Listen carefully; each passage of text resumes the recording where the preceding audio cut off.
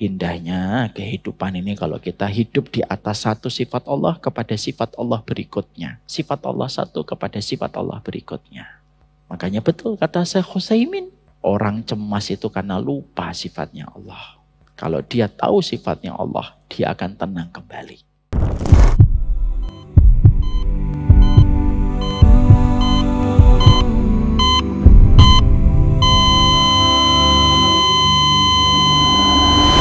Pathway to peace if you want it, but the street is surrounded by thorns. Oh, you'll see and smell roses you think you like, but they're only there so you stray from the course. Every chance that I get when I stand in some love, praying for guidance and hoping He opens my heart. Loving the faith filling up, but I know it'll fall. Hope it isn't for long, but I got it, can't stop it, won't slow up, keep walking. We fall down real often, it's all good. Keep falling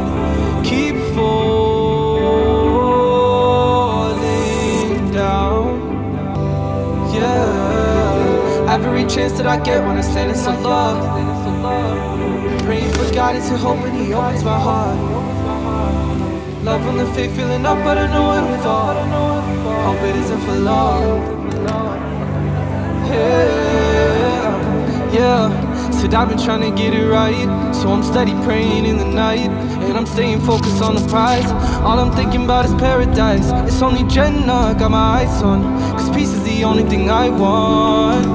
And so I call out, oh Allah, Allahumma anta salam wa minka salam. It's only Jannah, got my eyes on, cause peace is the only thing I want. And so I call out, oh Allah, you are peace, my Lord. I'm on my knees for you, anything for and it's anywhere for you.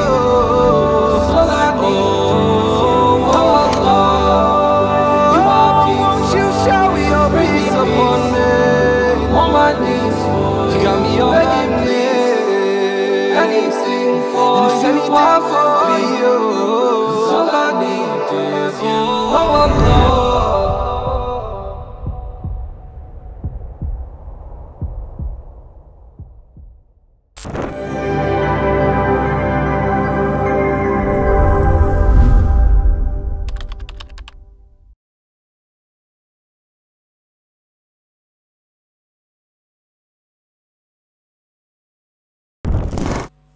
Assalamualaikum warahmatullahi wabarakatuh. Innal hamdalillah wassalatu wassalamu ala Rasulillah wa ala alihi wa sahbihi wa man tabi'ahum bi ihsan ila yaumil qiyamah.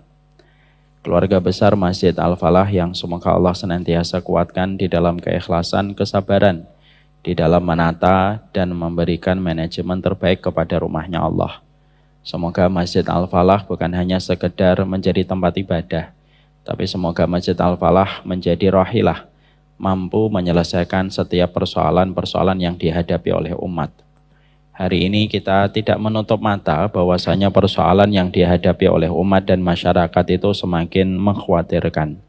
Anak-anak terkena kecanduan dengan game online, orang tua terkena dengan judi online, dan orang yang lebih tua lagi terkena dengan pinjaman online. Dan itu sebagaimana monster yang menyeramkan, yang menjadikan banyak orang mengalami frustasi dan depresi. Kita berharap semoga dakwah tidak lagi mempertontonkan permusuhan, pertikaian terus-menerus, mencari musuh di antara orang yang beriman, tapi semoga ke depannya para dai, para mubalik, para ustadz, dan para masjid yang ada senantiasa memahami tentang problematika nyata yang dihadapi oleh umat. Sehingga kita mengharapkan bahwasanya agama tidak hanya menjadi asumsi, menjadi konsumsi kita untuk beribadah, Tapi kita paham bahwasanya agama dan sunnah semoga bisa menjadi solusi atas masalah yang dihadapi oleh umat. Siapapun hari ini yang menghadapi masalah, anaknya kecanduan dengan game online, pasangannya terkena kecanduan dengan judi online ataupun pinjaman online yang riba, kita doakan semoga Allah memberikan jalan keluar untuk mereka, dan sekali lagi kita berharap semoga dakwah tidak lagi mempertontonkan permusuhan dan pertikaian yang tidak memberikan harapan apapun untuk umat. Jadi kalau ada seorang ustadz, seorang mubalik, walaupun itu saya, kalaupun itu saya mempertontonkan permusuhan, mengajak pertikaian, doakanlah para ustadz-ustadz yang terus mengajak pertikaian dan permusuhan, semoga mereka senantiasa menyadari bahwasanya masalah umat itu nyata di depan kita dan butuh uluran tangan para dai dan para mubalik di dalam menyelesaikan setiap masalah yang ada. Itulah yang disebut dengan rahilah.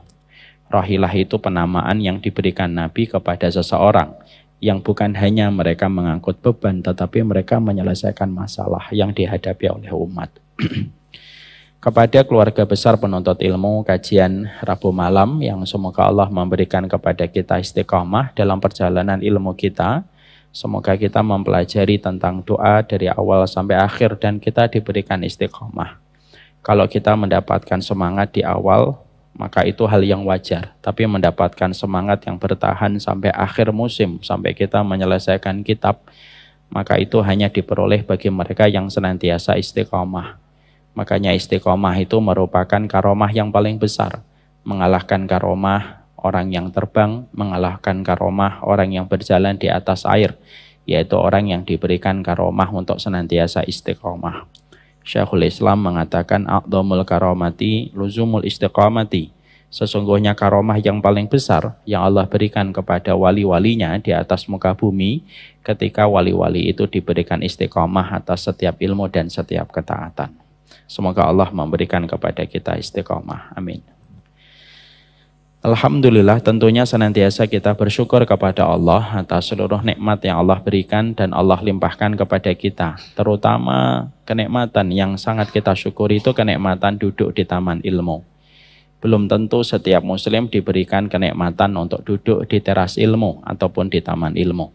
Banyak muslim, tapi belum tentu mereka memiliki semangat mengayunkan langkah kakinya untuk duduk di antara taman-taman ilmu.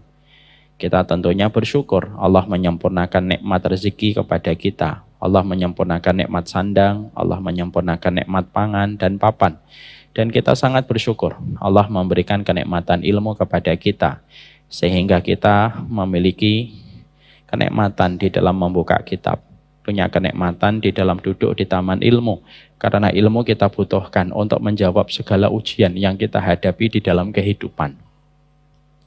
Antum bisa membayangkan kalau kita semesteran, entah SMA, SMP atau kuliah, lalu kita malamnya tidak belajar, pasti ketika kita di meja ujian kita keringat dingin, karena pertanyaan-pertanyaan yang ada di lembar ujian tidak mampu kita jawab, hanya karena tadi malam kita tidak belajar.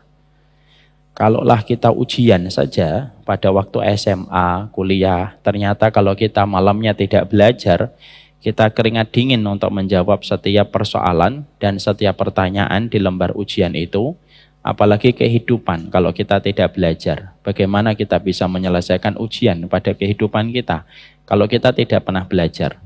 Itulah yang menjadikan kita sekarang paham kenapa angka frustasi, angka depresi semakin tinggi.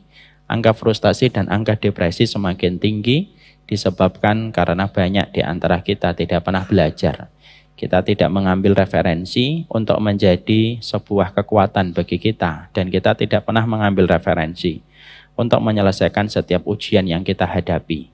Dan itulah yang menjadikan kita paham. Kita ngaji bukan karena kita sok pintar. Kita ngaji bukan karena kita untuk mendebat. Level kita bukan mendebat. Kita ngaji bukan level kita untuk menyalahkan orang, level kita bukan untuk menyalahkan orang. Tapi kita ngaji levelnya adalah supaya kita punya jawaban atas setiap persoalan dan ujian yang kita hadapi di dalam kehidupan. Cukuplah keringat dingin yang dulu kita pernah rasakan gara-gara tidak bisa menjawab soal, itu menjadi semangat kita bahwasanya kehidupan kita harus diisi dengan ilmu. Siapapun yang mereka senantiasa mengisi hidupnya dengan ilmu, maka dia tahu apa yang harus dilakukan. Kalau bangun di tengah malam, dia tahu apa yang harus dilakukan. Kalau dia punya harta, dia tahu apa yang harus dilakukan. Kalau dia punya istri, dia tahu apa yang harus dilakukan. Bahkan ketika dia masuk kamar mandi pun, dia tahu apa yang harus dilakukan kalau kita memiliki ilmu yang menjadi sebuah edukasi dan referensi pada kehidupan kita. Makanya pantas orang kalau berilmu, semua binatang merasakan manfaatnya. Sampai binatang yang disembelih pada waktu Idul Adha pun merasakan kalau setiap panitia mereka membekali diri mereka dengan ilmu. Makanya sampai binatang-binatang di lautan memintakan ampunan kepada mereka yang duduk di taman ilmu karena mereka tahu sesungguhnya manfaatnya orang yang mencari ilmu sampai kepada mereka sehingga bisa membawa kebaikan pada kehidupan umat hari ini. Semoga Allah senantiasa memberikan kepada kita ilmu dan semoga kita tidak bosan dengan perjalanan kita untuk mencari ilmu, karena sesungguhnya kita telah diwariskan oleh semangatnya para ulama salaf dulu. Bagaimana semangatnya mereka ketika mencari ilmu. Saya pernah membaca lembar kehidupan keluarganya Ibnu Taimiyah. Beliau punya seorang kakek, saking cintanya sama ilmu, Pak. Kalau beliau masuk kamar mandi, anaknya dipanggil. Terus dibukakan satu kitab, lalu ngomong, baca dari halaman ini sampai halaman ini. Lalu beliau masuk kamar mandi. Lalu anaknya membacakan apa yang tadi diperintahkan oleh sang kakek dari Ibnu Taimiyah. Kenapa beliau semacam itu? Karena beliau tidak mau kehilangan kesempatan untuk mendapatkan ilmu walaupun di kamar mandi. Kan beda dengan kita, Pak. Kalau kita di kamar mandi, ngambil korek api, ya. Lalu ada yang ngerokok, katanya dapat ilhamnya di kamar mandi. Nah, semoga Allah memberikan rahmat untuk kita. Semoga Allah senantiasa memberikan kepada kita ilmu yang bukan menjadikan kita mendebat orang, ilmu yang bukan menjadikan kita sok memahami tentang segala sesuatu lalu kita gampang untuk menyesatkan setiap manusia. Ya Allah, tambahkanlah kepada kami ilmu dan kami berlindung dari segala ilmu yang tidak bermanfaat. Dan kami berlindung kalau ilmu yang kami pelajari, sunnah yang kami kaji, tauhid yang kami dalami, menjadikan kami hanya menambah musuh di antara orang yang beriman. Semoga kita dihindarkan dari kondisi yang menyedihkan semacam itu. Amin insyaallah. Kita akan membuka dan membedah pada kesempatan hari ini, melanjutkan kajian kita surat Fatir ayat yang ke-34. Doanya adalah Rabbana laghafurun syakur. Mari kita lafadzkan 3 kali. Semoga kita paham doanya, lalu kita pelajari maknanya. Rabbana laghafurun syakur. Rabbana laghafurun syakur. Sekali lagi. Rabbana laghafurun syakur. Ini merupakan sebuah doa yang termaktub di dalam surat Fatir ayat yang ke-34. Dan sebenarnya doa yang baru saja kita baca merupakan closing dari doa yang agak panjang yang diucapkan oleh penduduk surga ketika penduduk surga merasakan kenikmatan, kebahagiaan secara maksimal ketika di dalam surga itu tidak lagi ada kesedihan. Makanya di awal surat Fatir 34 Allah mengabadikan bagaimana sukacita, kebahagiaan yang dirasakan penduduk surga ketika mereka berada di surga. Bukan bersyukur mendapatkan rumah, bukan bersyukur ketika mereka bertemu dengan bidadari, bukan bersyukur ketika khamr yang dulu diharamkan sekarang menjadi halal ketika di surga, bukan itu. Tapi mereka berteriak, bersukacita ketika mereka mengatakan di dalam doa yang Allah abadikan. Wa qalul hamdulillahilladzi adhaba 'annal hazan. Segala puji bagi Allah yang telah menghilangkan semua kesedihan-kesedihan yang ada pada hati kami. Rabbana laghafurun syakur. Inna Rabbana laghafurun syakur. Sesungguhnya Rabb kami adalah Maha Pengampun lagi Maha Mensyukuri. Kita kemarin sudah membahas tentang pembahasan doa dari para penghuni surga. Kalau tidak salah 3 pekan yang lalu sebelum saya berangkat dalam safar. Sekarang kita mulai membahas tentang la ghafurun syakur. Maka sesungguhnya ketika kita memahami doa ini merupakan doa yang diucapkan oleh para penghuni surga ketika mereka menikmati bahagia dan sukacita maksimal dalam kehidupan mereka ketika tidak ada lagi kesedihan. Karena memang kesedihan itu merupakan satu mata uang yang pasti kita jumpai pada kehidupan. Bapak kalau tambah beriman ujiannya banyak dan terkadang kita sedih. Sedih itu bukan aib. Kapan sedih itu aib? Ketika kesedihan itu mendominasi kita dan menghilangkan kesyukuran kita dan menghilangkan semangat kita di dalam taat dan ridho kepada takdir Allah. Itu baru aib. Tapi sesungguhnya orang beriman sedih ketika terkadang mendapati ujian. Makanya Rasulullah bersedih ketika beliau kehilangan Khadijah dan kehilangan Abu Thalib. 2 orang yang menjadi pilar yang membackup Rasulullah untuk menghadapi gempuran permusuhan dari orang-orang Quraisy di kota Mekah. Saya jadi teringat Pak, perjalanan kami kemarin ke Uzbekistan. Banyak di antara kita tidak mengetahui bahwasanya Imam Bukhari, salah satu ulama besar, yang tentunya kita paham beliau merupakan imam dari para ulama hadis dunia, itu adalah Imam Bukhari. Kita mengenal Imam Bukhari itu, Masya Allah, tingkat keilmuannya, tingkat hafalannya yang luar biasa.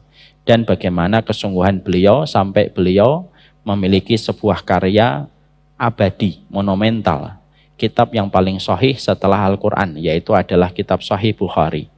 Tapi sedikit dari kita yang tahu bahwasanya seorang Imam Bukhari itu memiliki ujian berat, Pak. Bahwasanya beliau di akhir kehidupannya, beliau tinggalnya di Nisabur. Nisabur itu merupakan kawasan hari ini berada pada kawasan Iran. Beliau ternyata difitnah di Nisabur itu. Salah satunya kenapa beliau mendapatkan fitnah, karena banyaknya orang yang sangat mengidolakan beliau sehingga menimbulkan hasad bagi sebagian orang yang lain. Itulah kondisi manusia. Jadi adakah orang yang hasad kepada Imam Bukhari? Ada. Ditambah lagi Pak, ada satu kasus bahwasanya di Nisabur Imam Bukhari diminta untuk mengajari anak-anak sultan di Nisabur. Tapi Imam Bukhari tidak mau mendatangi pintu istana. Beliau tidak mau mengajar anak-anak sultan kecuali anak-anak sultan yang datang ke rumahnya. Karena menurut Imam Bukhari, al-ilmu yu'ta wa la ya'ti. Ilmu itu didatangi bukan mendatangi. Penolakan ditambah berita-berita minor dan negatif tentang Imam Bukhari menjadikan penguasa Nisabur itu marah, murka. Dan Imam Bukhari itu diusir Pak dari Nisabur. Akhirnya ketika Imam Bukhari diusir dari Nisabur, beliau melakukan rihlah perjalanan ke Bukhara. Dari Nisabur ke Bukhara, daerah Uzbekistan itu kurang lebih hampir 9.000 km. Dan itu ditempuh oleh Imam Bukhari dalam kondisi beliau terusir dari Nisabur. Padahal beliau ulama besar. Ketika pertama kali beliau balik ke Bukhara, karena nama dari Imam Bukhari itu nama aslinya adalah Muhammad bin Ismail bin Ibrahim. Beliau kembali ke Bukhara, salah satu daerah Uzbekistan Pak. Daerahnya indah Pak. Nanti kalau Bapak dan Ibu punya rezeki, datanglah ke Uzbek. Saya bukan promo ya, saya tidak mendapatkan bayaran apapun. Maka ketika beliau balik ke Bukhara, maka pada saat itu beliau disambut oleh ribuan warga Bukhara yang menyambut beliau. Tapi itu tidak bertahan lama. Penguasa Bukhara mendapatkan surat dari penguasa Nisabur, kalau mereka masih mau bekerja sama, penguasa Bukhara harus mengusir Imam Bukhari. Akhirnya Imam Bukhari diusir pada malam sebelum Idul Fitri, Pak. Dan pengusiran itu dilakukan dengan begitu kasar. Karena Imam Bukhari tidak sempat untuk mengumpulkan buku. Mbak, malam ini harus pergi. Saya ngerapiin buku dulu, enggak, pergi. Itu Imam Bukhari. Imam Bukhari akhirnya tidak membawa kecuali apa yang beliau bisa bawa beserta dengan pakaian yang menempel pada beliau. Lalu beliau menuju ke Samarkand. Samarkand itu salah satu kota kedua setelah Tashkent di Uzbekistan, tidak terlalu jauh dari Bukhara. Dan ternyata penguasa Samarkand pun sudah mendapatkan perintah dari penguasa Bukhara supaya tidak menerima Imam Bukhari masuk ke Samarkand. Itu Imam Bukhari, Pak. Akhirnya beliau tertahan di border, beliau tertahan di perbatasan Samarkand, tidak bisa masuk ke wilayah Samarkand. Akhirnya beliau berhenti sejenak, lalu beliau sempat mengadu kepada Allah. Dunia ini asalnya begitu luas untukku ya Allah, tapi hari ini dunia sudah terasa sempit untukku. Cabutlah nyawaku kalau engkau berkenan dan engkau ridho. Tidak lama setelah itu Imam Bukhari meninggal dunia di pinggir jalan, Pak. Itu Imam Bukhari. Banyak orang tidak tahu. Jadi Imam Bukhari tidak meninggal di kamar-kamar istana. Imam Bukhari tidak meninggal di kamar besar kayak ustadz-ustadz hari ini kayak saya gitu. Tidak meninggal di kantor-kantor dan pondok-pondok gede kayak saya gitu mungkin. Tapi Imam Bukhari, imam ulama, seluruh para ulama hadis meninggalnya di pinggir jalan. Karena beliau terusir dari rumahnya dan tidak bisa masuk ke Samarkand, dan beliau saat itu bingung mau kemana. Beliau akan mengayunkan langkah kakinya. Seorang Imam Bukhari. Seseorang yang ketika akan meletakkan hadis, maka beliau bersungguh-sungguh, beliau sholat 2 rakaat, beliau mandi junub, beliau sholat 2 rakaat, baru meletakkan 1 hadis. Orang yang dinobatkan paling pintar dalam hafalan sepanjang sejarah sampai hari ini, Pak. Orang yang pernah menghadapi 10 orang, membawa hadis, setiap satu orangnya 10 hadis. Diacak, Pak, antara matan dengan sanad. Bapak harus paham, matan itu isi, sanad itu an itu namanya sanad. Dan ketika beliau diuji, pada usia masih belia 15 tahun, semua 10 orang, dia duduk di sidang sama 10 orang. Lalu setiap satu orang menyampaikan 10 hadis yang sudah diacak secara sembarangan. Didengarkan semua hadis itu ada 100, didengarkan dengan baik oleh Imam Bukhari. Lalu Imam Bukhari, setelah hadis yang ke-100 yang terakhir disebutkan, Imam Bukhari dengan begitu tenang mengalir ilmunya, berkata dari hadis yang pertama, hadis tadi yang kamu sebutkan salah. Hadis yang salah bunyinya begini, yang kamu tadi sebutkan. Yang benar begini. 1, 2, 3, 4, 5, sampai 100 hadis. Jadi beliau bukan hanya membetulkan 100 hadis, tapi menyebutkan 100 hadis yang salah yang diacak sama yang menguji beliau. Itu Imam Bukhari. Dan Bapak tahu apa? Selain dari kesedihan yang kita rasakan, dari kesedihan Imam Bukhari rahimahullahu ta'ala, kita juga belajar apa tirakat, apa mujahadah seorang bapak dan ibunya Imam Bukhari sampai memiliki anak secemerlang Imam Bukhari yang namanya abadi di dalam lesan para penuntut ilmu bahkan ratusan tahun setelah beliau meninggal dunia. Mari kita bedah, Pak, di dalam biografi dan manaqibnya Imam Bukhari. Maka sesungguhnya Imam Bukhari itu akhirnya menjadi ulama besar karena 2 tirakat. Tirakat bapaknya dan tirakat ibunya. Tirakat ibunya adalah ketika Imam Bukhari lahir dalam kondisi buta. Maka Imam Bukhari ketika lahir dalam kondisi buta, ibunya betul-betul menghidupkan malam dengan tahajud. Membasahi tempat sujudnya. Dan tidak pernah putus mendoakan Imam Bukhari supaya dikembalikan penglihatannya.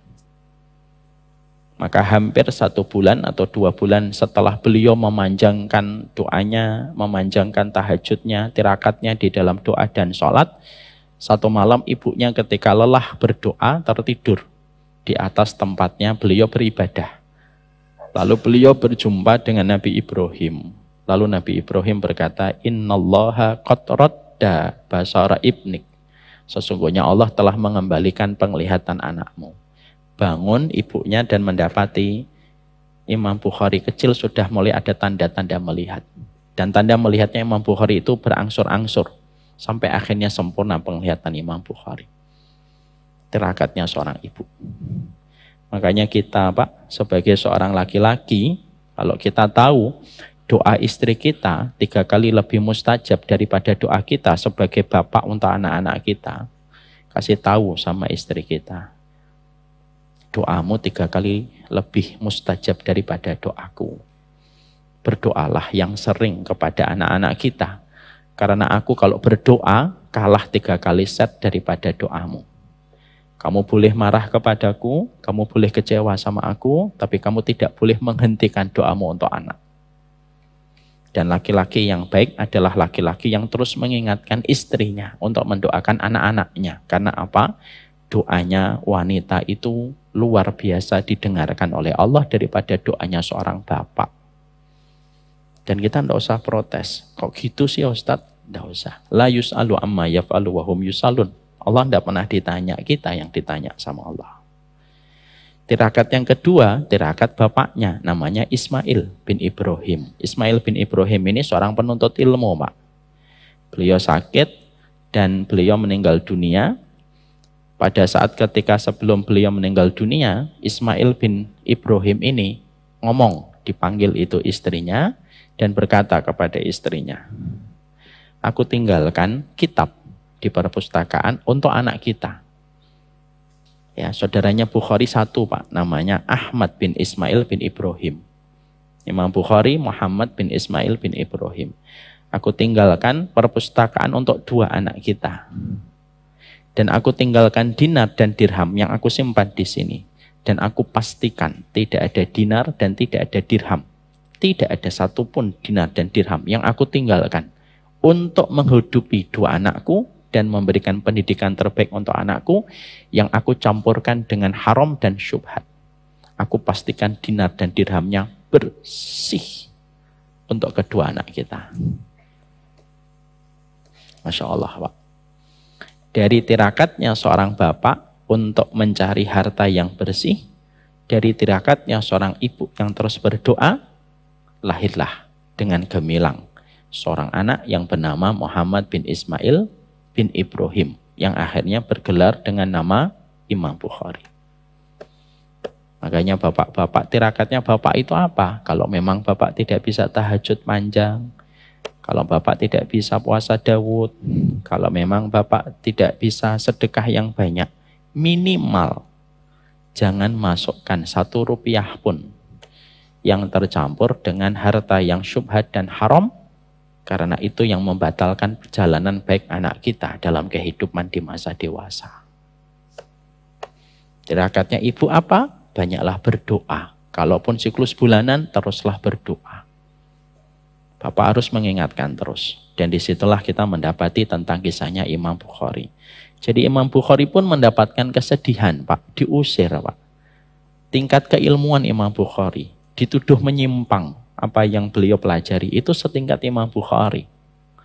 Makanya kalau bapak tiba-tiba mendapatkan ada orang yang tidak suka sama bapak, ya wajar. Wong Imam Bukhari akhlaknya baik, mulia adabnya, kedalaman ilmunya diakui dan dinobatkan menjadi orang yang paling encer hafalannya di dalam tubuh kaum muslimin, itu pun dituduh dengan penyimpangan. Apalagi cuma kita. Jadi kalau kita akhirnya sedih, ya sedih itu normal. Karena Imam Bukhari juga sedih, Pak. Dunia yang terasa lapang selama ini terasa sempit untukku mulai hari ini. Cabutlah nyawaku kalau engkau ridho ya Allah. Dan didengarkan doanya oleh Allah Subhanahu wa Ta'ala. Bapak berani berdoa dengan doa itu? Silakan. Karena sesungguhnya itulah doanya Imam Bukhari. Sekarang mari kita kembali. Bahwasanya disitulah kita paham perkara yang paling disenangi oleh penduduk surga itu adalah hilangnya kesedihan, Pak. Berarti ujian kita dalam hidup itu yang menjumpai kesedihan. Ustadz, kenapa teriakan penduduk surga ketika mereka bersuka cita dan berbahagia, mereka mengatakan Alhamdulillahilladzi adhaba annal hazan. Kenapa kok itu? Kenapa mereka tidak berteriak, ya Allah, akhirnya bidadari datang. Kenapa tidak mengatakan, ya Allah ternyata mobil Mercedes tidak ada apa-apanya dengan apa yang aku peroleh hari ini. Kenapa kok yang disebutkan bukan bidadari, bukan rumah, bukan istana, bukan makanan. Tapi justru yang disebutkan itu sesuatu yang sifatnya itu maknawi, Pak. Ya Allah, segala puji bagi engkau yang sedihnya kami itu tidak tersisa sama sekali. Saya tidak bisa membayangkan perasaan yang sedang dirasakan penduduk surga ketika mengucapkan ini. Para ulama lalu mengatakan, kenapa ucapannya penduduk surga Alhamdulillahilladzi adhaba annal hazan? Kenapa kok itu? Bukan bidadarinya yang disebut. Kenapa bukan tempat yang indah yang disebut? Karena keindahan tempat, keindahan bidadari, kelezatan makanan itu tidak sebanding dengan kenikmatan ketika hati kita sudah tidak lagi sedih. Itu kenikmatannya. Makanya yang disebutkan itu yang puncak, bukan yang bawah. Contoh, Pak Haiban misalkan, beliau ini mendapatkan hadiah mobil harganya 500 juta.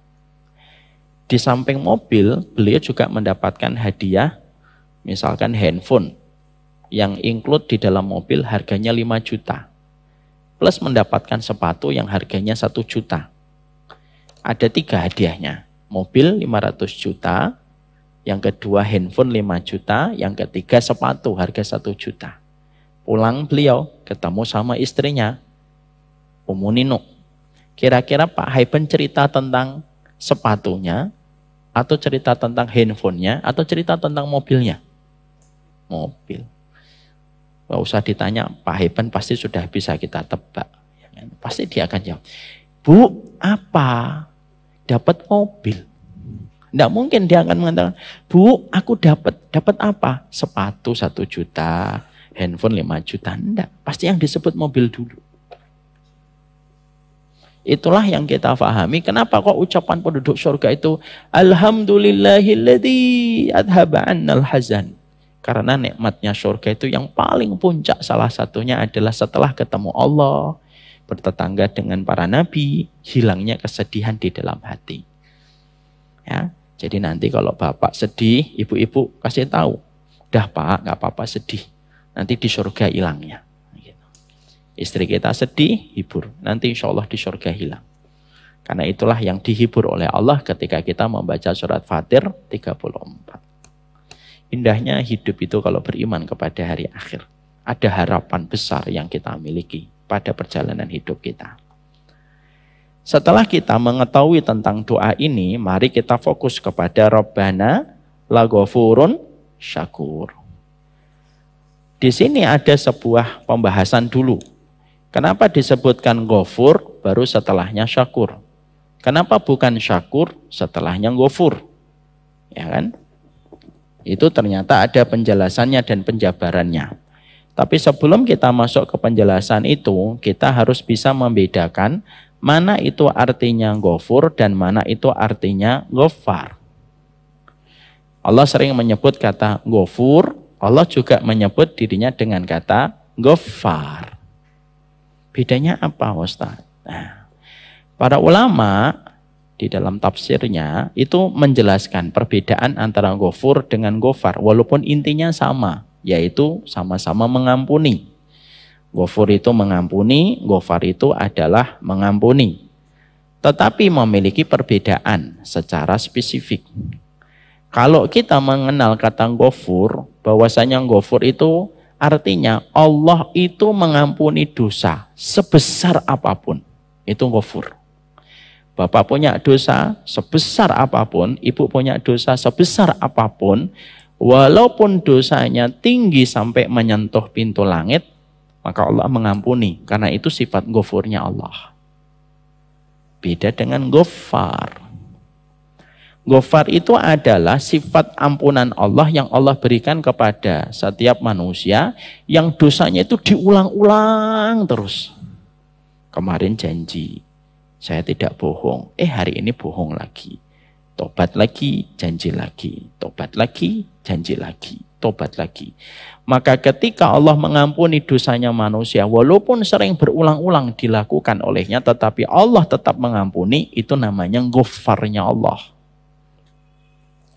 Makanya kita belajar di sini, Allah sebutkan di sini kata ghafur. Allah mengampuni dosa sebanyak apapun. Karena apa? Selama kita muslim, tidak melakukan kesyirikan kepada Allah dan tidak mendatangkan tandingan bagi Allah, seorang muslim walaupun dosanya menjulang tinggi setinggi langit, walaupun tidak ada manusia yang dosanya segitu, tapi selama dia tetap dalam kondisi beriman, tidak mendatangkan tandingan bagi Allah, Allah tetap akan mengampuni dan tetap memberikan kepadanya rahmat pada kehidupan di akhirat, walaupun dosanya banyak. Makanya sifat ghafur ini sifat hujah yang Allah datangkan kepada mereka yang berputus asa dari rahmatnya Allah. Gimana kamu berputus asa sama rahmatnya Allah? Wong sifat ghafurnya Allah itu lebih besar daripada dosa yang dilakukan manusia. Ustaz, ada pelaku dosa, banyak dosanya, tetap diampuni. Selama satu syarat. Dia dalam kondisi muslim dan tidak berbuat kesyirikan di dalam mendatangkan tandingan bagi Allah. Maka seluruh dosanya tetap akan diampuni oleh Allah. Walaupun terkadang harus ditebus dulu dengan masuk neraka untuk menebus dosa yang telah dia lakukan. Tapi pada saat yang Allah tentukan, Allah akan masukkan dia ke dalam surga. Ya.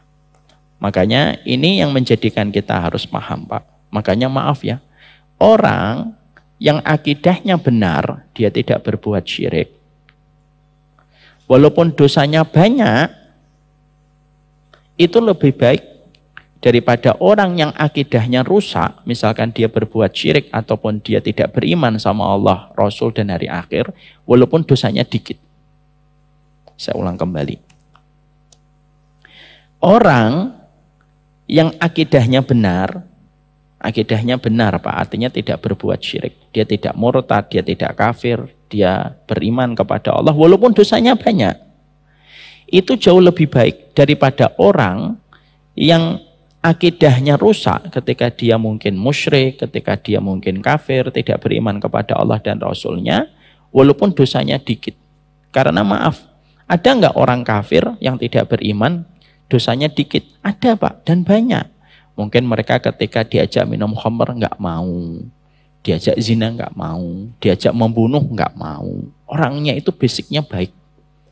Tapi dia berbuat syirik sama Allah. Dia tidak mau memeluk agama Allah.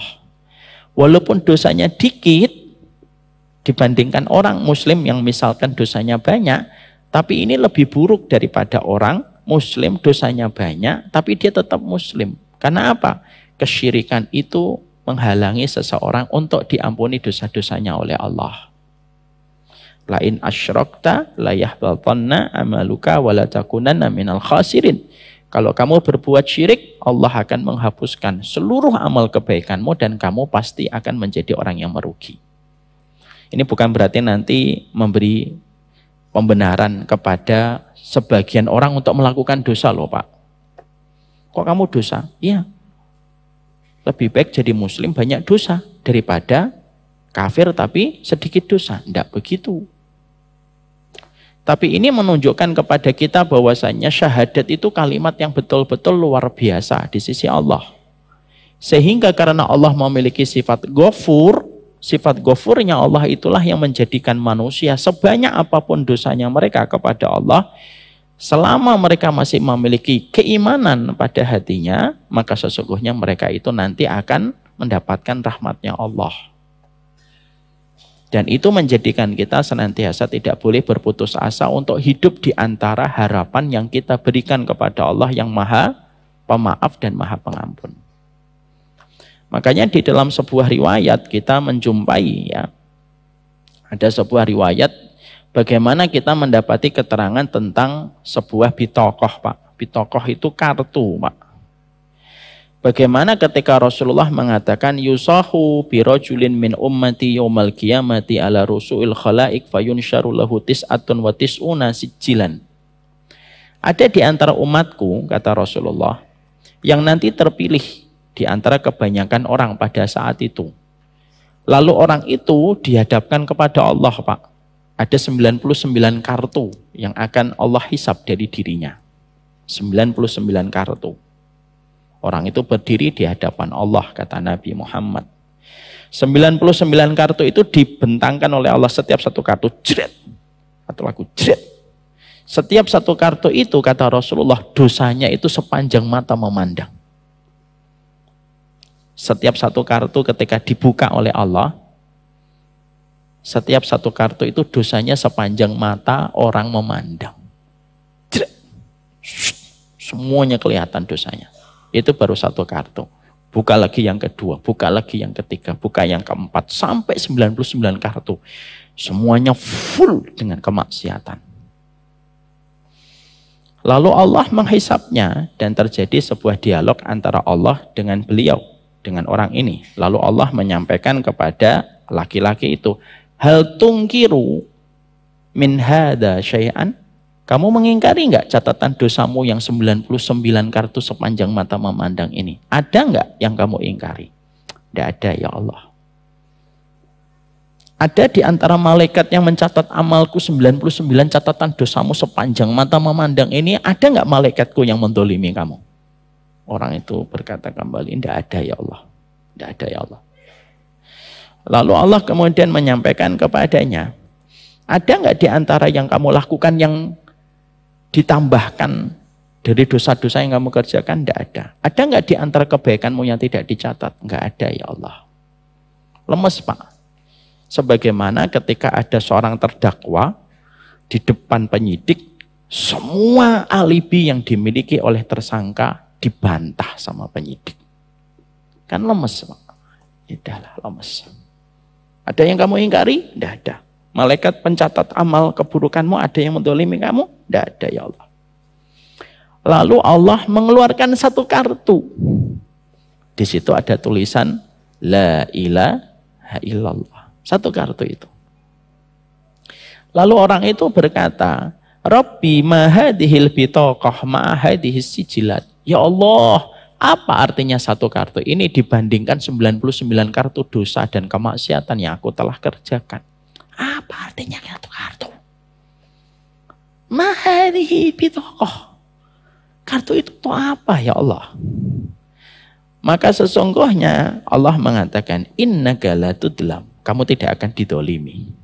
Diletakkanlah kartu La ilaha illallah di satu timbangan, lalu 99 kartu di timbangan yang satunya, maka kartu La ilaha illallah ini lebih berat daripada 99 kartu dosa dan kemaksiatan yang Allah perlihatkan kepadanya. Kartu La ilaha illallah itulah yang menjadikan beliau mendapatkan rahmatnya Allah. Itulah sifat ghafurnya Allah. Makanya janganlah kita ketika melihat pelaku dosa meyakini bahwasanya dia pasti masuk neraka dan kekal. Belum tentu. Bisa jadi dia bertobat besok, Allah terima tobatnya. Dan belum tentu kita Pak istiqomah dalam taat sampai hari ketika kita menutup mata. Apa yang menjadikan kita sombong? Makanya kenapa kita mendapati bahwasanya kalau ada orang yang melakukan dosa, jangan dicela, jangan dihujat. Karena bisa jadi kamu akan diuji dengan dosa yang sama dan bisa jadi kamu pun belum tentu selamat sebagaimana orang yang kamu cela. Tidak selamat dari dosa itu. Lihat betapa perlindungan Allah dengan sifat ghafurnya. Allah masih melindungi hak-haknya pendosa. Bahkan pendosa pun kalau sudah meninggal dunia pun kita tidak boleh menghujat. Orang nih dosa, misal peminum khamr, mati overdosis. Kubur dia di dalam kuburan. Itu pun tidak boleh lagi kita hujat. Kenapa? Kata Rasulullah. Karena dia telah mempertanggungjawabkan apa yang telah dilakukan kepada Allah. Lihat. Sifat ghafurnya Allah itu sampai memberikan perlindungan kepada para pendosa sekalipun. Bahkan kalaupun Bapak melihat pendosa, melihat dosanya, Bapak disuruh diam, saya disuruh diam, tidak boleh menceritakan aib dosanya kepada orang lain. Itu sifat ghafurnya Allah, Pak. Jadi kalau orang sampai pada kehidupan di dunia, kok tidak bisa merasakan sifat ghafurnya Allah, lalu menjadikan dia tidak memohon ampunan kepada Allah, itu kan berarti betul-betul dia sudah dibelit dan sudah dicekik oleh setan. Sampai akhirnya dia tidak sama sekali yakin kepada ampunan Allah. Ya. Makanya orang yang melakukan dosa, lalu merasa takut dengan dosa yang dia perbuat, itu jauh lebih baik daripada orang yang melakukan ibadah, lalu dia sombong pada ibadah yang telah dia lakukan dan dia kerjakan. Sifat ghafurnya Allah. Dan Allah menciptakan kita itu karena Allah itu ingin melihat siapa di antara kita yang bertobat, Pak. Kalau Allah mencari makhluk yang tidak pernah melakukan dosa dan tidak pernah melakukan maksiat, ngapain Allah menciptakan manusia? Allah ciptakan malaikat. La ya'sunallaha ma amaruhum wa yaf'aluna ma yu'marun. Malaikat itu tidak pernah bermaksiat terhadap apa yang diperintahkan dan selalu konsisten mengerjakan apa yang diperintahkan. Tapi kenapa Allah setelah menciptakan malaikat itu, Allah menciptakan manusia? Padahal malaikat aja tahu bahwasanya manusia itu akan berbuat kerusakan dan mengalirkan darah. Karena Allah ingin tahu Pak, di antara kita siapa yang kembali kepadanya dan siapa yang mereka tidak mau kembali kepada Allah. Istighfarlah, bertobatlah kepada Allah. Karena itulah yang disebut dengan Ghafur. Jadi kalau nanti Bapak memahami Ghafur, nah ini berarti Allah mengampuni dosa sebanyak apapun. Diampuni dengan sifat Ghafurnya Allah. Lalu nanti kalau Bapak membaca ayat ngelewatin Ghafar, nah berarti sesering apapun dosa tetap diampuni oleh Allah. Makanya kan ada satu riwayat Muslim yang sudah sering saya sampaikan di sini. Saya bacakan kembali supaya kita memahami ini. Dalam satu riwayat Muslim diterangkan oleh Rasulullah, adnaba abdun damban. Faqala Allahumma ighfir li dhanbi. Faqala tabaraka wa ta'ala adnaba abdi dhanban. Fa'alima annahu lahu rabban yaghfiru dhunub wa ya'khudhu bid-dhanbi. Summa ada fa'adnab.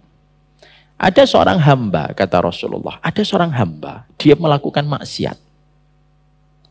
Lalu dia bertobat. Maka sesungguhnya ketika dia bertobat, dia mengucapkan Allahumma firli, ampuni saya ya Allah.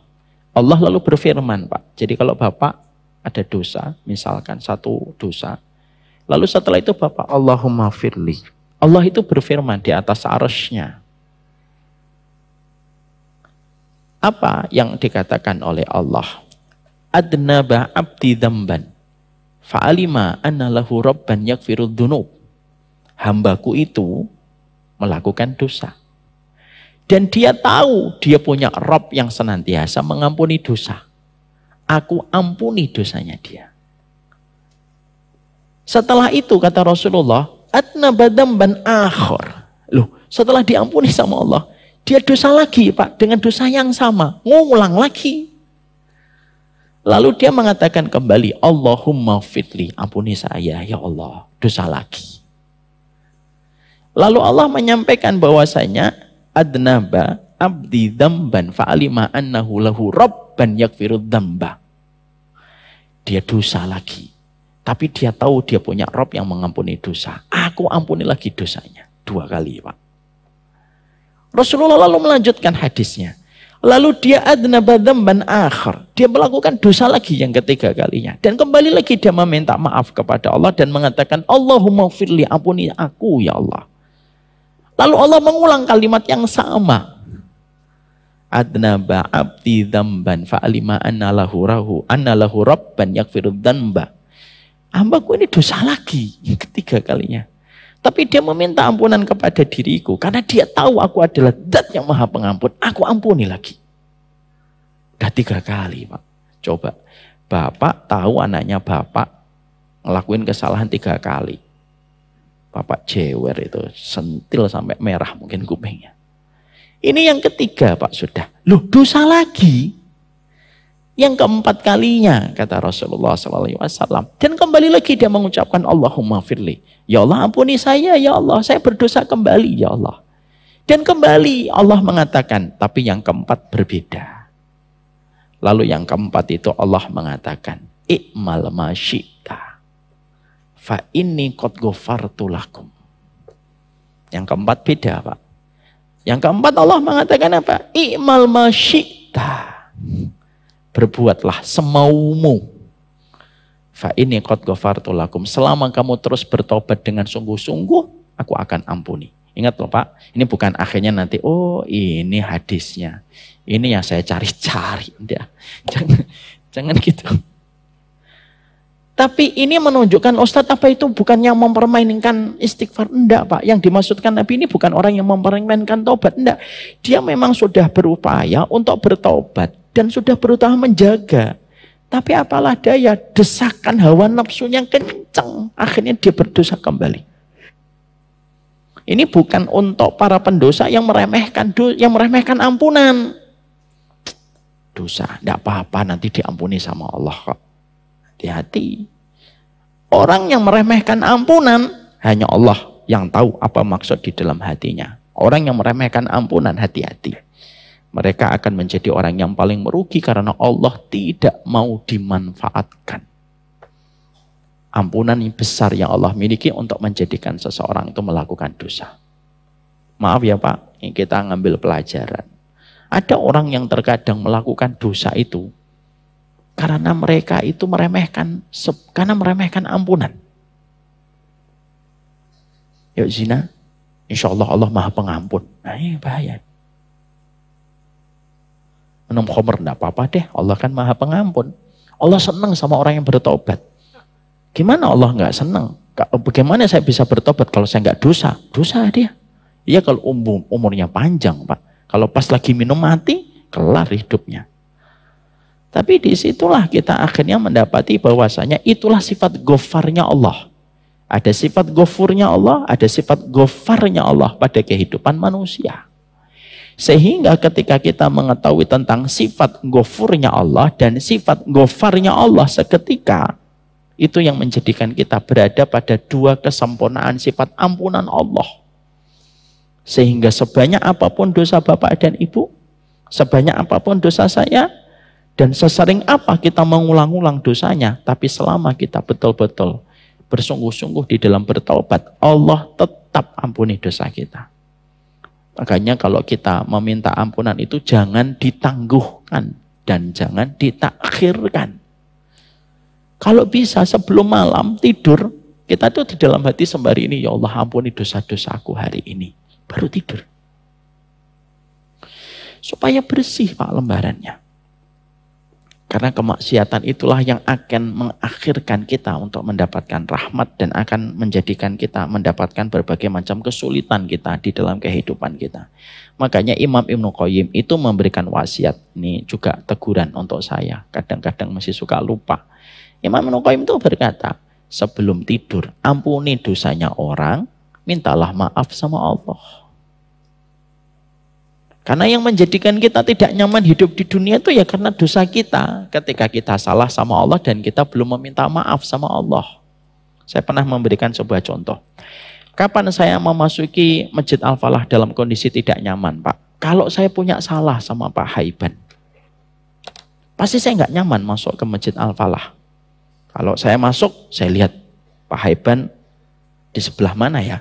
Oh, dia sebelah kanan. Saya ngambil sebelah kiri. Pak Haiban di shop mana ya? Shop 2. Saya ngambil shop 5. Pak Haiban ketika habis zikir langsung pulang atau enggak? Oh, dia nggak langsung pulang. Saya langsung pulang. Kenapa kok saya tidak nyaman di Al-Falah? Karena saya punya salah sama Pak Haiban. Akhirnya tidak nyaman saya datang ke masjid ini, walaupun masjid ini megah, dingin, ya, suasananya enak, tetap nggak nyaman, sempit Masjid Al-Falah bagi saya. Kenapa? Karena saya salah sama Pak Haiban. Ditambah lagi Pak Haiban itu ketua yayasan. Siapa? Mohon maaf Pak. Ya kan akhirnya nggak nyaman saya. Kapan saya akan nyaman kembali ketika masuk Masjid Al-Falah? Simple kok. Datang Pak Haiban, minta maaf ya Pak Haiban. Kemarin tuh saya nggak belikan bakso itu karena uang saya mepet. Kiri saya lagi mati. Saya nggak bisa belikan. Oh enggak apa-apa, dipeluk kita. Tenang. Setelah itu kita Masjid Al-Falah tenang. Bahkan bersandingan dengan Pak Haiban pun tenang. Kenapa? Karena Pak Haiban sudah memaafkan kita. Sama. Kenapa ya kok kita kadang-kadang malam itu resah. Siang itu gundah. Karena dosa-dosa kita belum berikan permintaan maaf kita kepada Allah. Sehingga akhirnya ketika kita bersinggungan masalah dengan pemilik alam semesta dan kehidupan kita, itu yang membuat kita tidak nyaman pada kehidupan. Itulah kenapa Nabi setiap waktu tidak pernah kurang 100 kali beristighfar kepada Allah. Supaya menenangkan hati. Makanya istighfarnya para salaf, istighfarnya para sahabat itu, mereka senantiasa melazimi istighfar itu. Dan mereka tahu betul, istighfar itu untuk menjadikan tenang kembali hati kita dan suasana jiwa kita. Jadi di situ kita paham ya, Ada sifat Ghafur, ada sifat Ghaffar. Kenapa di sini Ghafur yang disebut Ustadz? Karena Ghafur ini mengampuni semua dosa sebanyak apapun, karena sesungguhnya tidak ada orang yang masuk surga kecuali dosanya diampuni oleh Allah. Paham bedanya Ghafur dengan Ghaffar? Paham.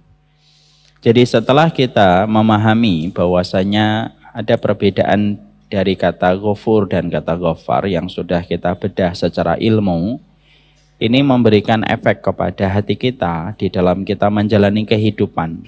Terkadang kita melakukan dosa yang sama, berulang-ulang dosa itu kita lakukan dan kita kerjakan, maka janganlah kita putus harapan untuk terus kita memohon ampunan kepada Allah. Ketika Allah itu mensifati pada sifat dan namanya yang sempurna dengan sifat Ghaffar.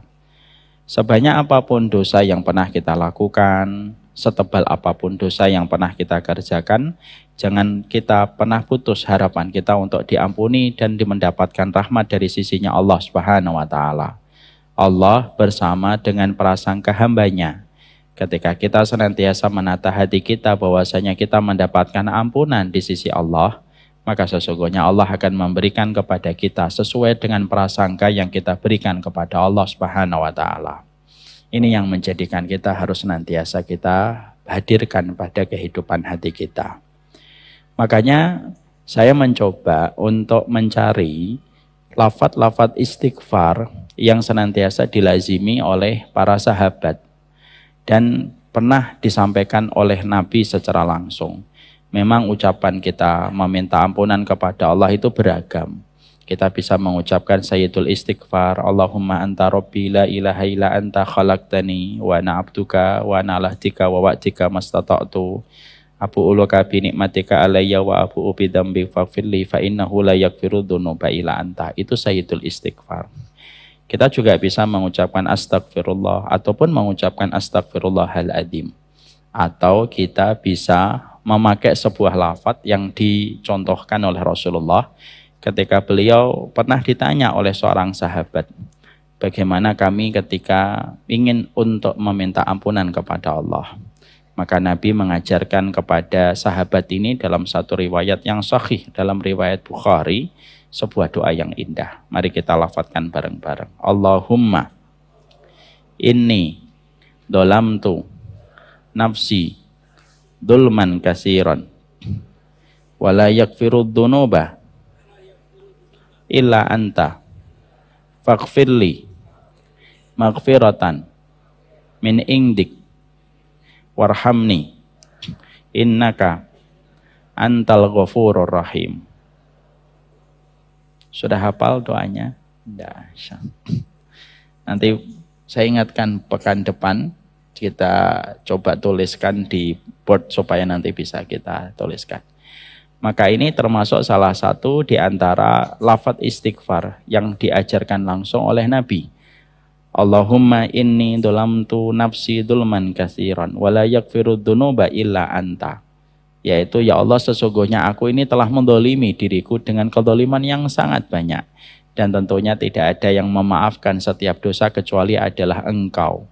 Faghfirli maghfiratan min indik. Berikanlah kepadaku ampunan dengan sebuah pengampunan di sisimu. Warhamni, rahmati aku ya Allah. Sesungguhnya Engkau maha pengampun lagi maha penyayang. Maka penting juga saya menyampaikan bahwasanya ketika kita sudah mengetahui tentang sifat Ghafarnya Allah dan kita memahami sifat Ghafurnya Allah, dan ini memberikan harapan. Saya ingatkan, harapan itu harus disertai dengan sebuah pembuktian dan sebuah ikhtiar terbaik di dalam kita menuju kepada ampunan Allah. Karena ada orang-orang yang mereka tertipu dengan angan-angan mereka untuk diterima ampunannya oleh Allah, padahal dia tidak melakukan apapun untuk menuju kepada ampunan Allah. Banyak muslim yang mereka beranggapan begini, tidak apa-apalah nanti saya berbuat dosa yang banyak. Selama saya muslim kan saya nanti tetap diampuni oleh Allah. Ini termasuk salah satu prasangka yang dibenci oleh Allah. Dan prasangka-prasangka yang semacam ini prasangka diampuni oleh Allah untuk meringankan dan menggampangkan dia melakukan dosa, termasuk prasangka yang sudah Allah sampaikan di dalam surat Fussilat ayat yang ke-23. Allah menyampaikan wadzalikum dhannukumul ladzi dhanantum bi rabbikum ardakum fa asbahtum minal khasirin. Allah menyampaikan demikian itu kamu berprasangka dengan prasangka kepada Rabbmu. Artinya ada manusia yang dia berprasangka Allah itu Maha Pengampun, lalu akhirnya sifat ampunan Allah itu dijadikan tameng, dijadikan pembenaran untuk terus melakukan dosa. Akhirnya Allah menyampaikan wadzalikum dhannukumul ladzi dhanantum bi rabbikum. Itulah prasangkamu dulu. Allah menyampaikan kata-kata ini pada surat Fussilat 23 kepada penduduk neraka. Jadi ada penduduk neraka yang Allah menyampaikan, itu loh prasangkamu dulu kepada Rabbmu yang menjadikan kalian itu binasa gara-gara prasangka itu.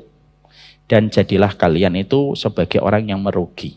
Artinya sifat ghafurnya Allah, sifat ghafarnya Allah kita tanam pada hati kita, tapi jangan sekali-kali kita merasa nyaman untuk melakukan dosa walaupun kita sudah mengetahui sifat ghafurnya Allah dan ghafarnya Allah. Makanya begini Pak, tempatkanlah antara khauf dengan roja pada tempatnya masing-masing. Tahu artinya khauf? Khauf itu artinya takut. Roja artinya berharap.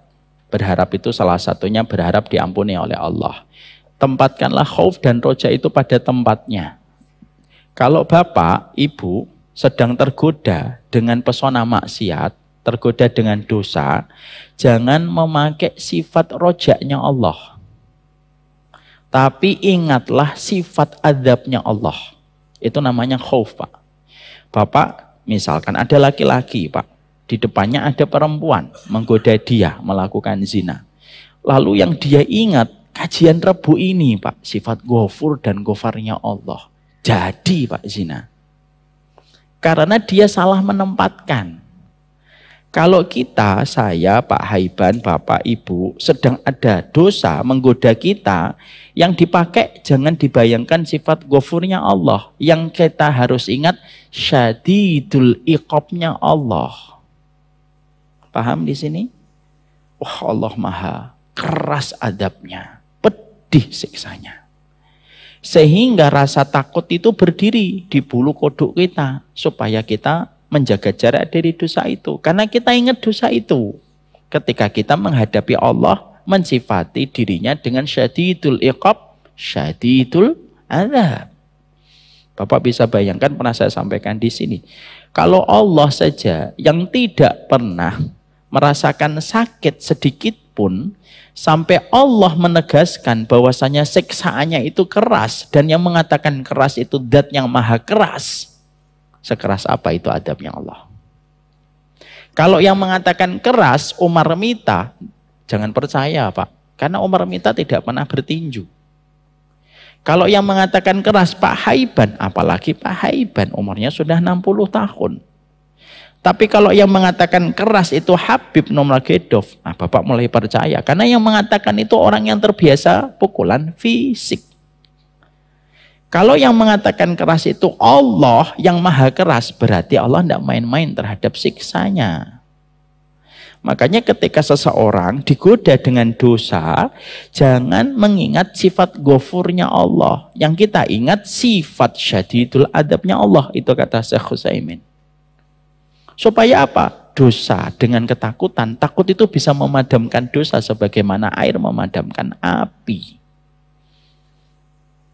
Ya. Tapi kalau sudah dosa, artinya sudah ditahan gitu. Kesodok juga akhirnya melakukan dosa. Kalau sudah dosa, jangan lagi pakai syadidul adab. Pakailah sifat ghafurnya Allah. Ini kalau dipakai di tempat yang tepat menghasilkan hasil yang berbeda. Jangan dibalik. Mau dosa, ingat ampunan Allah. Mau maksiat, ingat sifat Allah, ghafurnya Allah, pasti dosa Pak. Akhirnya apa? Kita nanti khawatir. manusia akan terkena surat Fussilat 23 ketika Allah menyampaikan wadalikum dhannukum birabbikum. Itulah karena prasangka kamu yang salah terhadap Rabbmu. Ya. Maka itulah yang menjadikan kita harus tahu kapan meletakkan khauf, kapan meletakkan takut. Ketika kita di tempat safar sendirian, jangan membayangkan sifat ampunan Allah. Bayangkanlah sifat takutnya kita kepada azab. Karena apa, Pak? Meninggalkan dosa itu lebih utama daripada melakukan ketaatan, kata para ulama Ahlussunnah. Makanya Nabi Yusuf, kenapa Nabi Yusuf itu yang paling kita ingat dari Nabi Yusuf bukan ketika dibuang di sumur tua, bukan ketika beliau menjadi budak, bukan pula ketika beliau di penjara. Tapi yang paling kita ingat dari Nabi Yusuf itu apa? Ketika Nabi Yusuf mampu menahan dirinya dari dosa zina yang ditawarkan secara genit kepada Nabi Yusuf. Lalu Nabi Yusuf mengatakan, saya takut kepada Allah. Ini yang menjadikan Nabi Yusuf dicintai betul oleh Allah, Pak. Makanya tidak ada kisah Nabi Yusuf kecuali yang paling kita ingat momennya Nabi Yusuf menolak dan menampik seorang wanita yang begitu cantik mempesona. Ya. Makanya akhirnya betul kata kaidah para ulama salaf. Fi'lul khairat yaf'aluha al-fujjar wal mu'minun. Melakukan kebaikan itu bisa dilakukan mukmin ataupun pendosa. Kalau melakukan baik itu, Pak, tidak harus baik, tidak harus mukmin. Kadang-kadang pendosa pun melakukan baik. Dia tetap memberikan bantuan sama yatim piatu, membantu janda, membantu fakir miskin. Kalau melakukan baik itu semua orang bisa melakukan. Tapi kata para ulama salaf, para ulama terdahulu, mereka mengatakan wa tarkul munkarat la yaf'aluha illa siddiqun. Tapi meninggalkan dosa itu tidak bisa dilakukan kecuali orang yang jujur imannya sama Allah. Nah, inilah yang menjadikan kita harus paham, meninggalkan dosa itu komponen penting menjaga kedudukan dan posisi kita di hadapan Allah. Jadi jangan sampai kita terperosok dengan prasangka kita. Jangan, saya nggak mau nih pulang dari sini kita buka pintu, kita ingat sifat ghafurnya Allah, kita sifat ghafarnya Allah, lalu dosa, lalu mengingat bitokoh yang tadi kita sampaikan dalam riwayat Bukhari, itu menjadikan kita tambah punya dalil untuk berbuat dosa. Kok dosa, Mas? Oh, kamu belum tahu hadis bitokoh ya?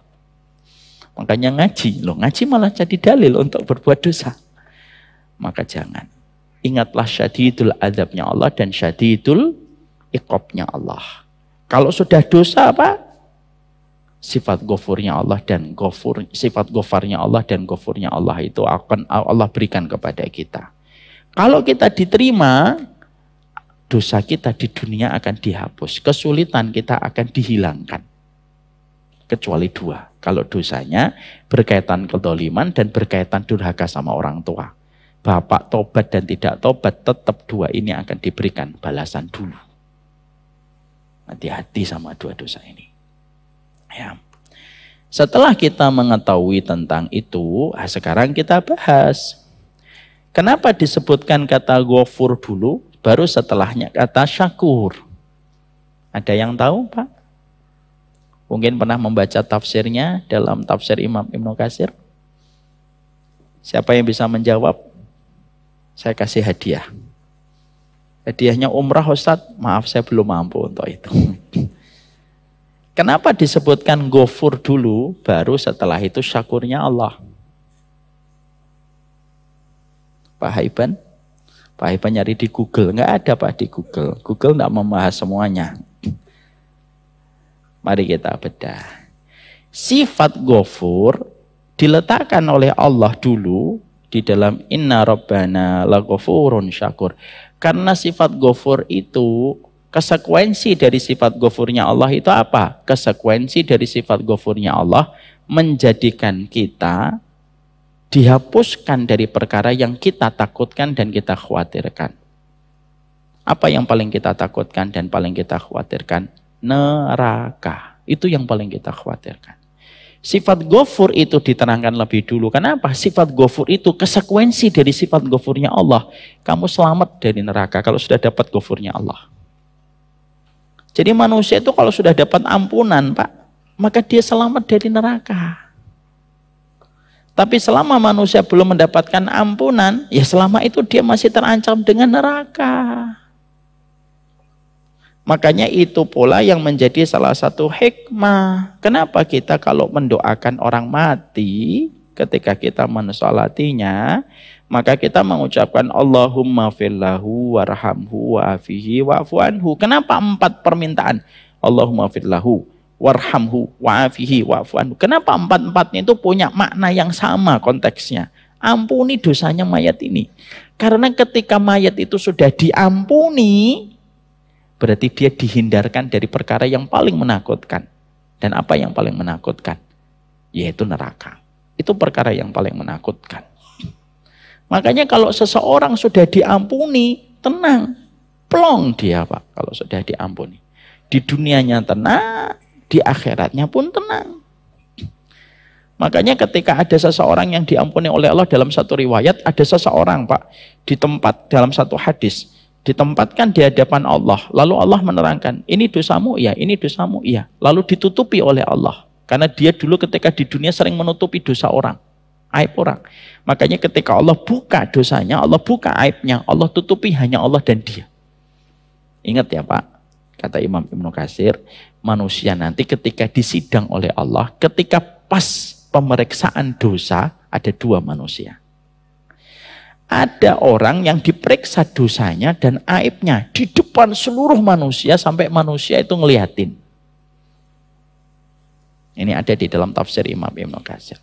Ketika seluruh manusia dan mata manusia memandang dia, diperiksa satu persatu dosanya, dia malu sampai tertunduk dan dia berkata, lebih baik aku dijebloskan langsung ke neraka daripada menanggung malu seberat ini. Walaupun mungkin ketika di dunia dia tidak pernah malu, tapi di akhirat dia pasti akan malu, kata para ulama.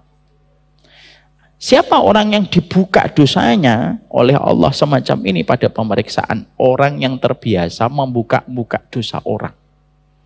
Dan orang yang terbiasa membuka-buka aibnya orang. Atas nama apapun. Kecuali pada hajat yang memang diperlukan secara syar'i. Contohnya menyelesaikan masalah. Nah, memang harus dibuka untuk menyelesaikan masalah. Tapi bukan pada alasan syar'i dia membuka-buka dan mengumbar-ngumbar dosanya orang. Hati-hati. Pasti akan dibuka.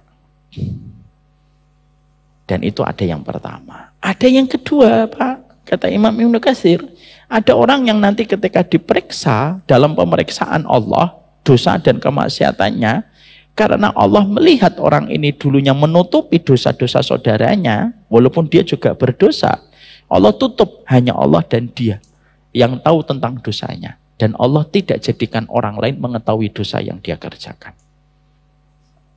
Nah, padahal mengetahui dosa orang itu berat lisan kita untuk tidak bercerita sama orang.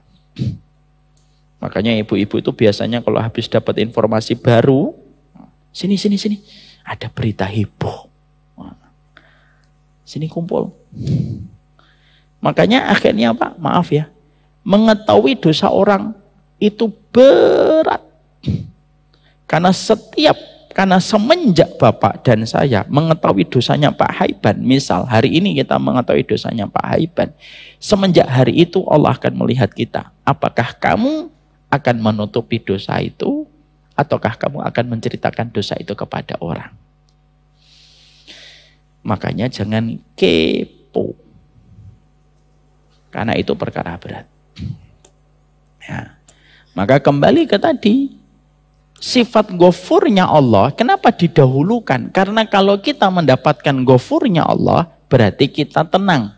Diampuni dosa-dosa kita, diselamatkan dari apa yang paling kita takutkan. Dan tidak ada yang paling ditakutkan. Orang mukmin bukan miskin, bukan fakir, bukan. Yang paling ditakutkan orang mukmin itu neraka. Makanya dia terus menebus. Bagaimana dia meminta kepada Allah ditebus ampunannya. Syakur itu konsekuensinya. Syakur itu maha mensyukuri, Pak. Kenapa ditempatkan setelah ghafur? Karena syakur itu konsekuensi sifat syakurnya Allah itu apa? Memberikan kepada seorang hamba apa yang dia inginkan dan paling apa yang dia harapkan. Apa yang paling kita harapkan, Pak? Surga. Rahmatnya Allah dengan surganya. Karena surga dan rahmat Allah itu satu paket. Maka ketika seseorang itu mendapatkan syakur, maka sesungguhnya apa yang dia paling harapkan di dunia itu Allah berikan kepadanya. Makanya diletakkan dulu, ghafur dulu, bukan syakur. Kalau diletakkan, Rabbana la syakurun ghafur, maknanya jadi berantakan. Makanya Allah tempatkan Rabbana la ghafurun syakur. Kamu aku amankan dulu, kalau sudah aku ampuni, aku amankan kamu dari neraka, baru syakur amal perbuatanmu yang menjadikan kamu bisa mendapatkan rahmatku. Dan itulah yang menjadikan akhirnya diletakkan kata Rabbana la ghafurun syakur. Sekarang artinya syakur itu apa? Allah menyebut sifat syakur di dalam Al-Quran 4 kali di dalam Al-Quran. Bahwasanya kata syakur itu artinya bahwasanya Allah betul-betul mensyukuri tentang semua yang dilakukan oleh manusia. Apapun Pak, kalau sudah diniatkan oleh Allah, untuk Allah, pasti Allah terima. Dan Allah lipat gandakan setiap perbuatan yang dilakukan manusia. Karena Allah maha mensyukuri. Makanya mari kita bedah Pak. Saya kan sudah sering menyampaikan. Apa sholat yang paling ringan pada sholat sunnah yang kita kerjakan sebagai muslim? Sholat yang paling ringan itu sholat sunnah fajar. Saking ringannya sholat ini sudah sering saya sampaikan. Ada testimoni dari Ibunda Aisyah. Aku ini kalau ngelihat Nabi melakukan sholat fajar, aku menyangka seakan-akan Nabi tidak sholat, nggak membaca Al-Fatihah. Saking cepatnya Nabi kalau sholat sunnah fajar. Makanya sholat sunnah fajar itu ayat rakaat pertama membaca Al-Kafirun. Rakaat yang kedua membaca Al-Ikhlas, Pak. Makanya Pak, kalau Bapak sholat sunnah fajar tidak usah membaca Al-Baqarah. Pertama Bapak tidak hafal. Ya. Yang kedua, Nabi nggak pernah baca Al-Baqarah. Sholat yang paling ringan itu sholat sunnah fajar. Di total Pak, kalau saya biasanya 3 menit. 4 menit, 3 menit lah sholat sunnah fajar. Itu biasanya karena jarak antara adzan dan iqamat masjid saya 15 menit. Harus bangunin anak, kadang juga harus wudhu, harus sholat. Cepat Pak. Tapi perhatikan, berapa bayaran yang Allah berikan kalau kita sholat sunnah fajar. Bayarannya berapa Ustaz? Ayo hitung-hitungan. Khairum minad dunya wa ma fiha. Jadi harta 271 triliun itu tidak ada apa-apanya. Dengan setengah detiknya kita sholat sunnah fajar. Berarti kalau khairum minad dunya wa ma fiha, hitung Pak semua ekonomi yang beredar dari Rusia sampai Kanada.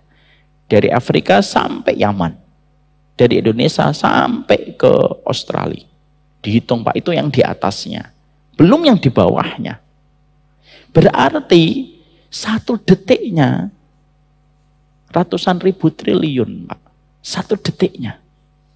Kenapa kok sedemikian gede Ustadz? Karena Allah syakur. Maka tidak ada satu amalan kalau sudah dilakukan karena Allah pasti diapresiasi oleh Allah. Kita Pak kalau beramal untuk manusia, manusia itu menetapkan standar apresiasinya itu tinggi Pak. Nggak usah manusia, nggak usah ini Pak. Contoh yang paling gampang, Bapak pergi ke perempatan jalan. Kan biasanya ada polisi, ada namanya polisi cepek. Namanya juga cepek. Coba Bapak berani ngasih 100 cepekan kepada polisi di perempatan jalan. Mungkin Bapak dibaret kali mobilnya. Dia mungkin marah. Ya Allah kasih cepek, mungkin dibuang. Tukang parkir saja dikasih 500 saja dalam beberapa kasus yang pernah saya lihat di YouTube, dibuang Pak uang 500. Karena mereka nganggap uang 500 sekarang itu bisa beli apa? Itu manusia Pak. Kita Pak kalau saya dikasih bakwan gitu ya, nggak usah bakwan lah. Dikasih kurma, dipotong separuh. Ini Ustaz ke rumah separuh gitu. Ya Allah ngasih kurma. Kita pasti ngomong, lebih baik nggak usah ngasih daripada ngasih kayak gitu. Pasti gitu omongannya kita. Tapi itu tidak berlaku sama Allah. Sampai Allah menitipkan pesan lewat lisan Rasulullah. Ittaqun nar walau bisyakin min tamr. Takutlah kamu kepada neraka walaupun dengan kurma separuh yang terpotong yang kamu infakkan, Pak. Jadi kalau misalkan ada orang masuk masjid, di situ ada kantong kas gitu, dimasukkan itu sudah pelan-pelan gitu. Ternyata jarak antara permukaan sama bawahnya kan tinggi, Pak. Dia merasa nggak ada yang ngelihat gitu. Pas ketika dimasukkan, meluncur itu uang 500 perak. Cedong, dong. Orang pada ngeliatin 500 atau 1000 ini. Itu dibagi kita 500 tuh gimana balesnya 500 gitu loh. Tapi dia di hadapan Allah dengan sifat syakurnya Allah itu tidak ada kata 500 diapresiasi. Makanya orang mukmin itu kalau betul-betul mengenal Allah itu tidak mungkin depresi dia. Kenapa? Uang 500mu pun akan diapresiasi oleh Allah. Kenapa? Menunjukkan Allah itu maha berterima kasih. Sehingga ketika kita mengetahui sifat syakurnya Allah itu apa konsekuensi yang kita harus rasakan pada kehidupan. Jangan beramal untuk manusia karena standar manusia untuk mengapresiasi amalmu itu terkadang terlalu tinggi. Tapi beramallah kita karena Allah selalu mengapresiasi setiap amalmu walaupun hanya uang 500 perak. Itu akan terus diganti oleh Allah. Makanya wa may ya'mal mithqala dzarratin faman ya'mal mithqala dzarratin khairan yarah. Sehingga akhirnya apa? Supaya antara si miskin dan si kaya itu tetap punya harapan sama Allah. Coba kalau Allah tidak memiliki sifat asyakur, Pak. Dan Allah tidak menerangkan di dalam surat Al-Zalzalah itu faman ya'mal mithqala dzarratin khairan yarah. Apa yang terjadi, Pak? Orang-orang miskin, depresi. Karena setiap dia berbuat amal, amalnya itu harus dihitung dari volumenya, baru diterima. Tapi karena Allah menyampaikan, fama ya'mal mithqala dzarratin khairan yarah, dan itu konsekuensi dari sifat syakurnya Allah, miskin dan kaya punya kesempatan yang sama di hadapan Allah. Bisa jadi 1000 perak dari orang miskin itu lebih baik daripada 1 juta bagi orang kaya ketika kekayaannya itu sampai miliaran, tapi 1 jutanya itu lebih kecil dibandingkan orang miskin ketika nyumbang hanya 10.000.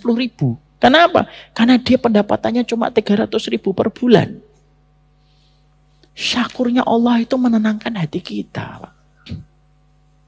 Makanya akhirnya dengan sifat syakurnya Allah ketika Bapak tahu gitu, nanti turun duluan, lalu Bapak nata beberapa sandal dengan niatan supaya ketika orang nanti nyari sandalnya tidak kesusahan. Bapak balik sandal-sandal itu. Maka kita tenang, karena itu pun diterima sama Allah walaupun cuma nata sandal.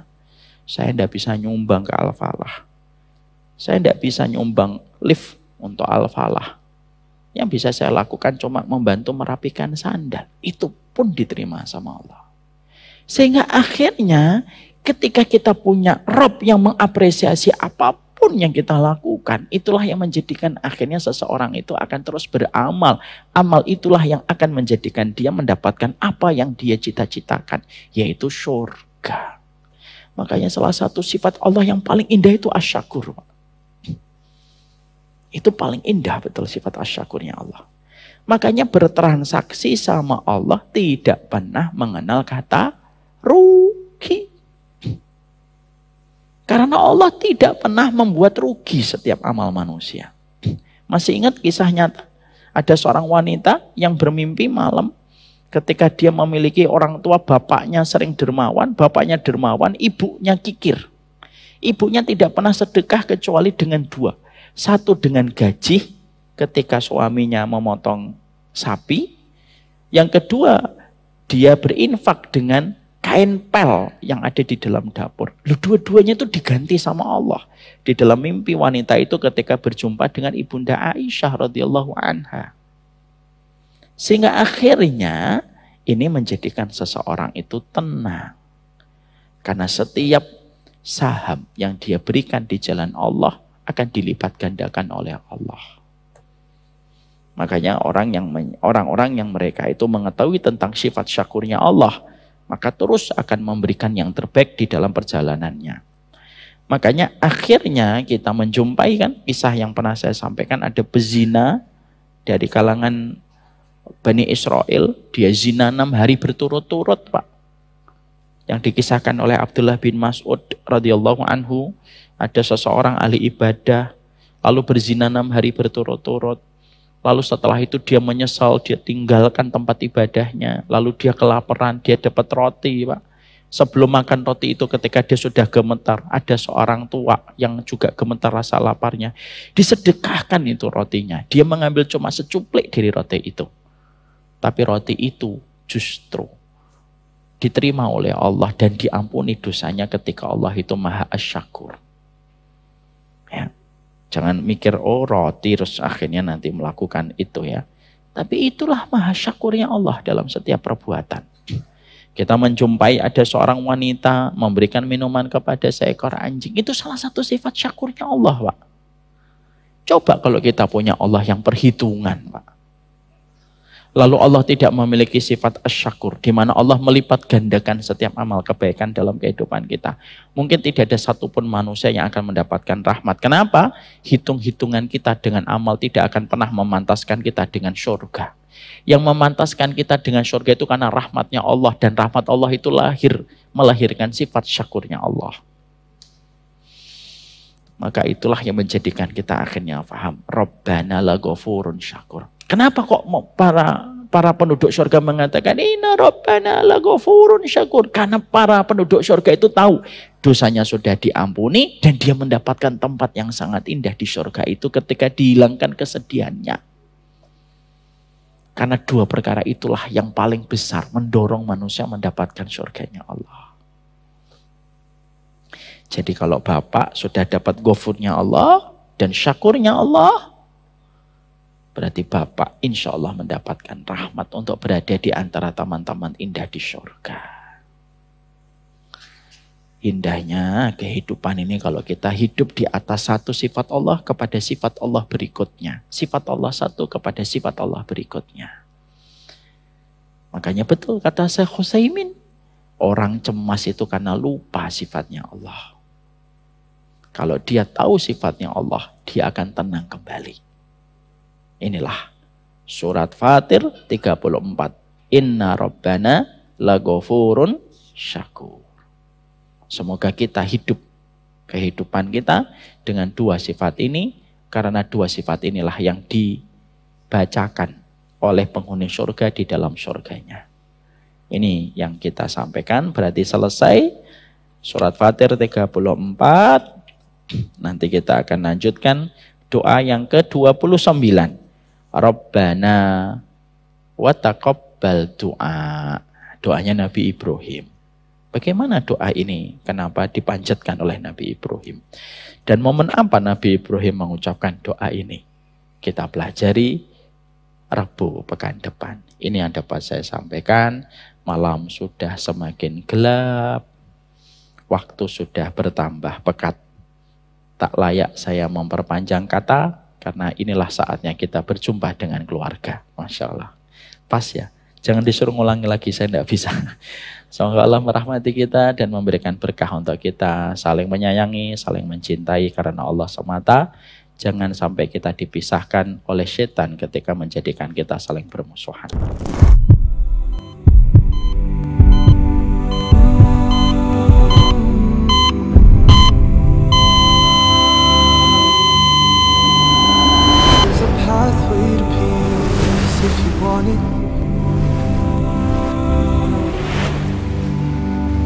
But the street is surrounded by thorns.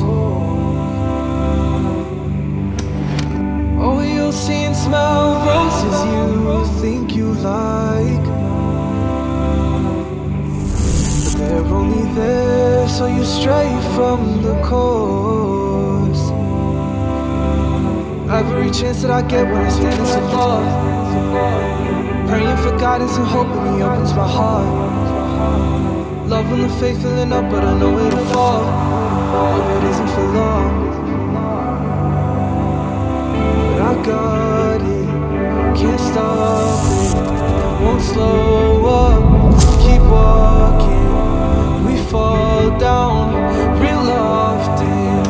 It's all good, keep folding, keep falling down.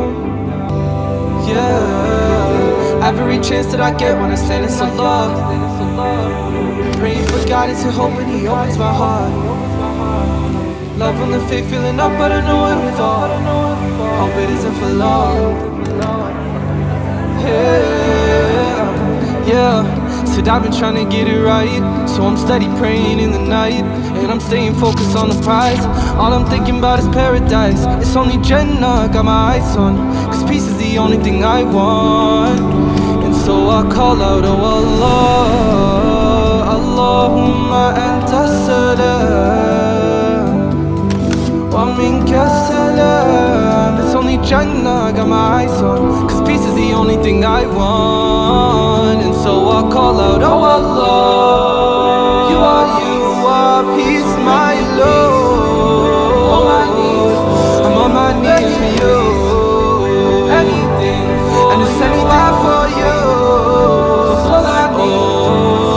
Oh Allah, you are peace, won't you shower your peace upon me? On my knees for you, got me on my knees, anything for you, and it's anything for you. That's all I need is you. Oh Allah.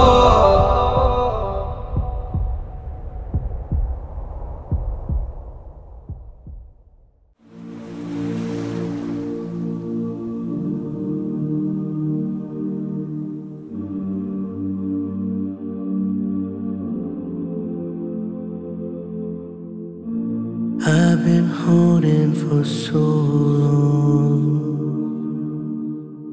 scared I might slip away.